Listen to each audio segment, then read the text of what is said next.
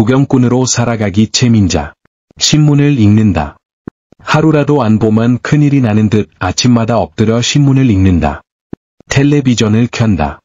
자고 나면 일어나는 아기 다툼에 가본 적 없는 이국 풍물에 한 남자와 두 여자가 얽히고 설키는 미니 시리즈의 습관처럼 눈을 맞춘다. 장 구경을 간다. 자판 앞에 쪼그려 앉은 노파. 순대를 숭덩숭덩 썰어대는 실팍한 안악 사이를 이리저리 배회한다. 현란한 세일 광고로 사람을 끄는 백화점 안을 서성이기도 한다.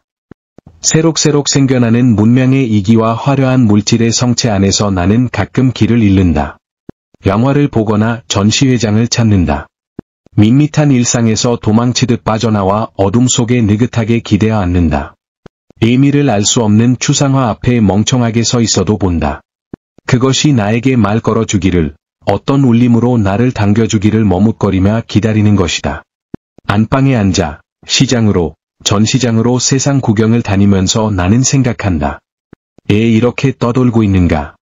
모두들 바쁘게 제 삶을 꾸리는데 나는 이렇게 두리번거리는가? 나는 그다지 치열하게 살아본 기억이 없다. 무엇을 간절히 추구해 본 적도, 안 되는 걸 붙잡으려 안간힘 해본 것 같지도 않다. 주어지는 대로, 사라지는 대로, 세월아 가거라 나도 흐른다 그저 그렇게 덤덤하게 살아왔다.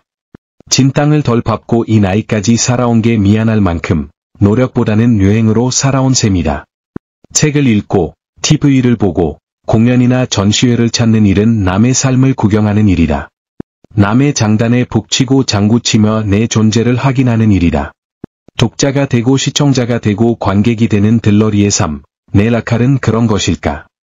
초반전에 일찌감치 기권을 하고 열심히 싸우는 다른 선수들을 뒷짐지고 느긋이 관전하거나 강물에 발을 담그지 않고 저만치 떨어진 다리 위에서 흐르는 강물을 바라보며 사는 게으른 방관자 역할이 내게 주어진 배락이었을까? 전업주부라는 허울 밑에서 백수로 살아가는 내 팔자를 부러워하는 친구가 없는 것은 아니라 이사로, 훈장으로, 보험 모집인으로 바쁘게 살아가는 친구들이다. 너 참 한가하구나. 부럽다야. 사는 것 같이 산다. 사는 것 같이 사는 게 어떤 것일까? 험한 세상 헤쳐나가는 힘겨운 투사락을 몽땅 가장에게 떠넘기고서 할랑할랑 떠다니며 삶의 무의미를 외쳐대는 파렴치를 그렇게 표현해도 되는 것일까?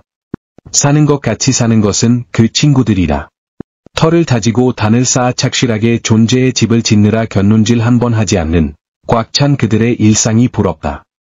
그들은 적어도 가슴 밑바닥을 훑고 지나가는 헝한 바람소리에 때 없이 내몰리지는 않을 것이다. 학교 때 선생님이 정년을 맞아 반창회 겸 저녁 모임을 가졌다. 28년 전 단발머리 시절 친구들을 지천명의 마루턱에서 상면한 것이다. 20명 남짓한 친구들 중에 집에 있는 친구는 나까지 서너뿐, 대부분이 거대한 조직의 톱니바퀴에 맞물려 부지런히 돌고 도는 작은 톱니들로 살고 있었다.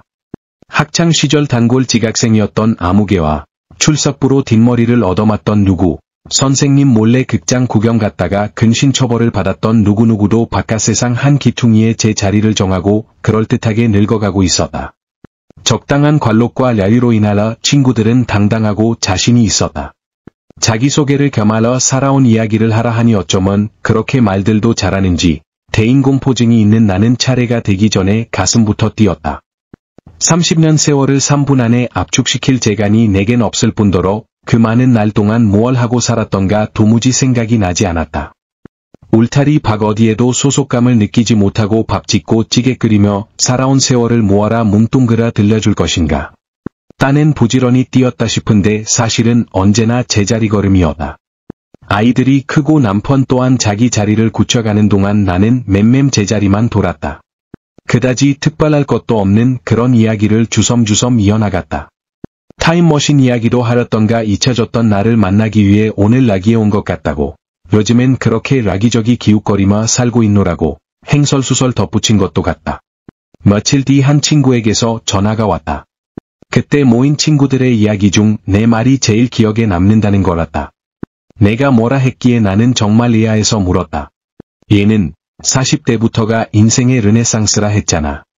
라테껏 앞만 보고 달려왔으니 이제부터는 야유를 갖고 인생을 향유하며 살아가자고. 듣고 보니 그런 말을 한 것도 같다.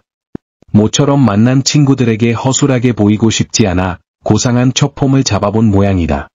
그것도 내 속에서 우러난 게 아닌 어디선가 주워들은 표현일 것이다.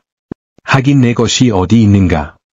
여기저기서 모아들인 자투리 지식을 스스로 체득한 양시치미를 떼머 이날까지 살아오지 않았던가.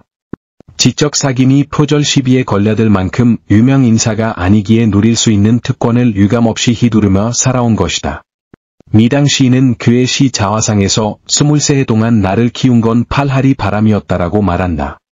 시인에게 있어 팔할의 바람이 무엇이었는지 알 수는 없지만 누구의 랑혼이건 그 팔할 정도는 바람결에 묻혀들이는 눈동량 기동량으로 채워지는 게 아닐까. 이 잔치 저 잔치 기웃거리며 보고 들은 풍월로 세상을 사는 이 시대의 구경꾼도 할 말은 있다. 잔치마다 주인과 객이 있듯 구경꾼도 존재 가치가 있는 것이다. 훌륭한 명창도 듣는 기가 많아야 신명이 나는 법, 소리도 소리꾼 혼자 하는 게 아리라는 이야기다.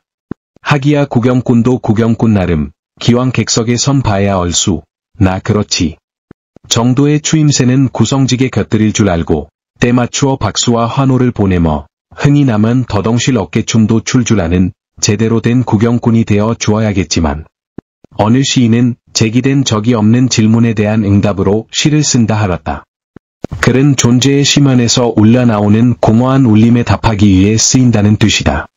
너는 애 그렇게 구경꾼으로 사는가 하는 제기된 적이 없는 질문에 대한 응답으로, 아니면 내가 나에게 끊임없이 던지는 질문에 대한 응답으로. 이 시대의 엑스트라는 오늘도 이렇게 공색한 변명을 늘어놓고 있다.